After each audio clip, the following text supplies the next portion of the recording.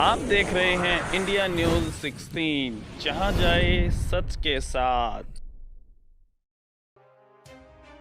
महेंद्रगढ़ में rotary club ने श्री रामलीला परिषद के प्रांगण में निःशुल्क दिव्यांग कृत्रिम अंग नाप तोल शिविर का आयोजन किया गया, जिसमें मुख्य अतिथि के तौर पर राजकुमार मक्कड़, कमिश्नर दिव्यांग जन आयोग हरियाणा सरकार ने शिरकत की।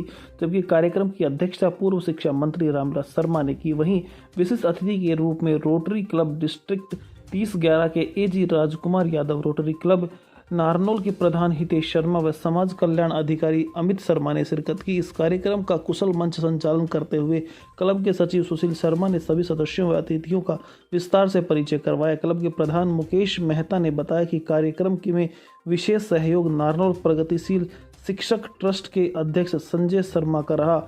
इस शिविर में प्रोजेक्ट इंचार्ज बसंत गोयल, राजकुमार यादव कोटिया, मनीष अग्रवाल और महेंद्र सिंह देवनगर थे। इस कैंप में लाला देवी चंद ग्रोवर कृत्रिम अंग निर्माणशाला की अनुभवी टीम द्वारा इस शिविर में 49 दिव्यांगों का नाप तोल लिया गया, जिन्हें इनके माप के अनुसार इनके कृत्रिम अंग तैयार करके कुछ समय बाद इन्हें सौंप दिया जाएगा। महेंद्रगढ़ में श्री राजकुमार मक्कड़ दिव्यांग के कमिश्नर पधारे हैं। उनका मैं नगर का चौकीदार होने के नाते स्वागत करता हूं, अभिनंदन करता हूं। और मानवता की जो सही सेवा है उसमें राजकुमार जी मक्कड़ पूरी रुचि के साथ सेवारत है।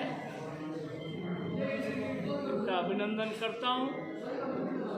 हमारे नगर की रोटरी क्लब के प्रधान मुकेश मेहता, उसके महामंत्री सुशील बिठाट, बसंत गोयल, नरेश चेयरमैन, राजकुमार जी कोटिया, ये जो टीम है हमारी रोटरी क्लब की, ये बहुत सक्रिय टीम है।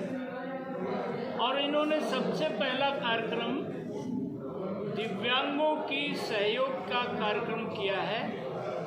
इनका मैं बहुत अभिनंदन करता हूं।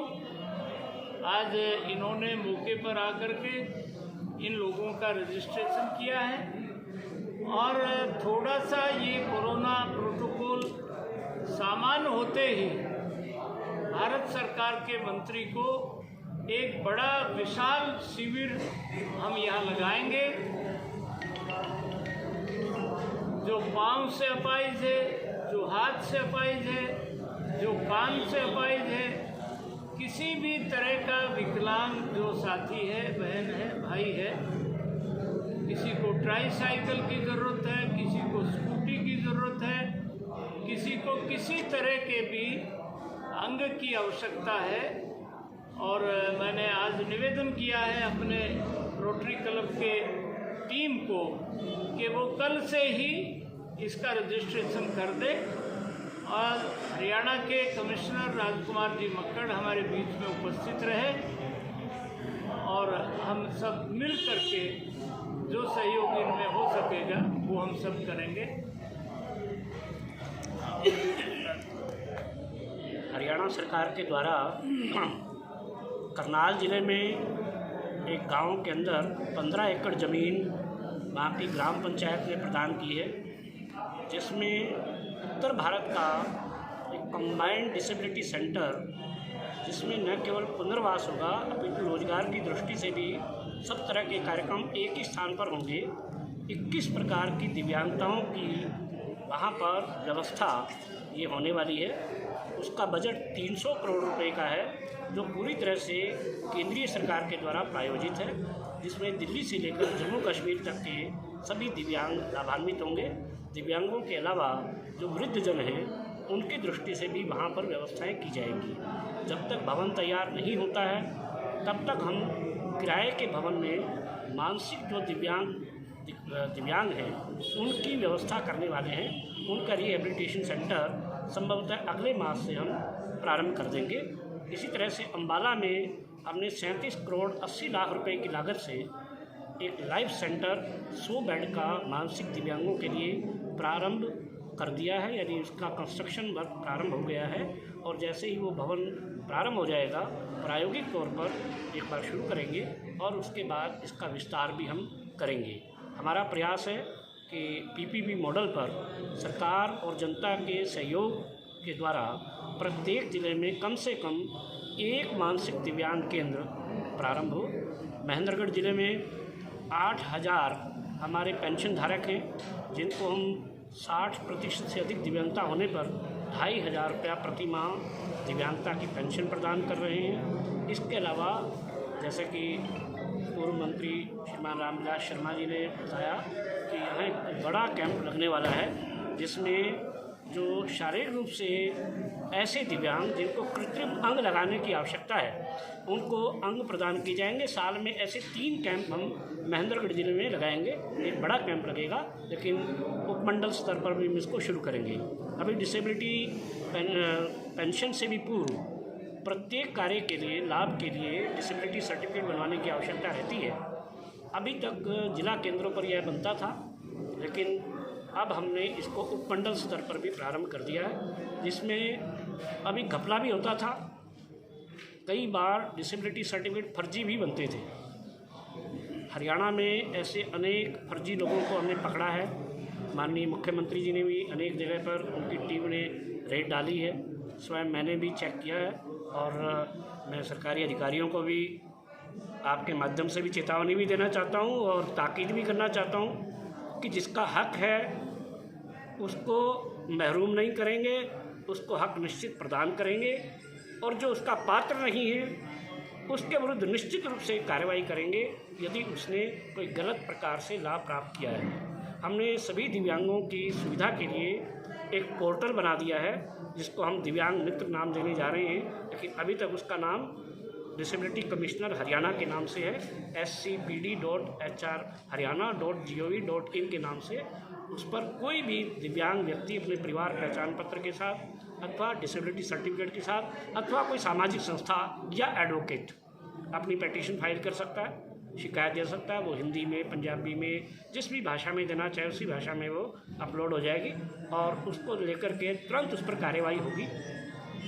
अब तक लगभग 3 दिसंबर को ये प्रारंभ हुआ था विश्व दिव्यांग दिवस पर। इस समय तक 165 ऐसी केसेस का निपटारा किया जा चुका है।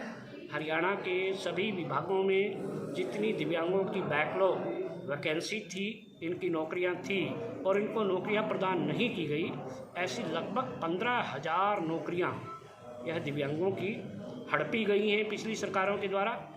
अब वो वापस तो चीज़ें नहीं हो सकती, लेकिन हम इसकी पूर्ति कर सकते हैं, दिव्यांगों के साथ न्याय कर सकते हैं। अपने आयु सीमा में छूट दी है। अगर डायरेक्ट अपॉइंटमेंट होगी क्लास 1 और 2 में, उसको 10 साल, क्लास सी और डी में 15 साल भर्ती की आयु में छूट प्रदान करके इन 15,000 वैकेंसियों को हम भरने जा रहे हैं। स्पेशल ड्राइव हमारा प्रारंभ हो गया है।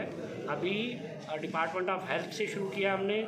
950 डॉक्टरों की पोस्टें निकली हैं, जिसमें से 102 दिव्यांगों की पोस्टें निकली हैं। इसके अलावा इनको 1 जनवरी 1996 से जो सेवा में आरक्षण का लाभ दिया जाना चाहिए था, वो आरक्षण का लाभ भी नहीं दिया गया। और अनेक लोगों की तो सर्विस ही 26 साल होती है। अनेक लोग रिटायर हो गए, लेकिन बिना प्रमोशन के, बिना रिजर्वेशन के रिटायर हो गए। और अनेक लोग तो दुनिया से भी रिटायर हो गए। उन लोगों को वापस तो नहीं लाया जा सकता, लेकिन क्योंकि हमारी लोकप्रिय सरकार है, यह दिव्यांग की चिंता करने वाली और सारे समाज को सबका साथ सबका विश्वास जीतने वाली सरकार है। इस सरकार ने तय किया है कि ऐसे तमाम कर्मचारियों को पीछे से लाभ देंगे, 1 जनवरी 96 से ही लाभ देंगे। ये बहुत बड़ा कदम है। शायद भारत की किसी सरकार ने ऐसा कदम आज तक नहीं उठाया कि 26 साल पीछे से प्रमोशन देते हुए आज जिस स्थिति तक वो आएगा उसको हम नॉशनल प्रमोशन देंगे। हो सकता है कोई ALM बिजली बोर्ड में भर्ती हुआ हो, आज हो सकता है वो चीफ इंजीनियर भी बन जाए, कम से कम सब डिविजनल इंजीनियर बन जाए, SC बन जाए, सुपरिटेंडिंग इंजीनियर बन जाए। उसको प्रमोशन दे करके और यहाँ तक लेकर के आएंगे। इसके लिए लगभग 5,000 अभी तक प्रमोशनें हो चुकी हैं। हरियाणा सरकार के 81 विभाग हैं, 45 विभाग इसको लाभ प्रदान कर चुके हैं। अनेक विभागों की यह पाइपलाइन में है।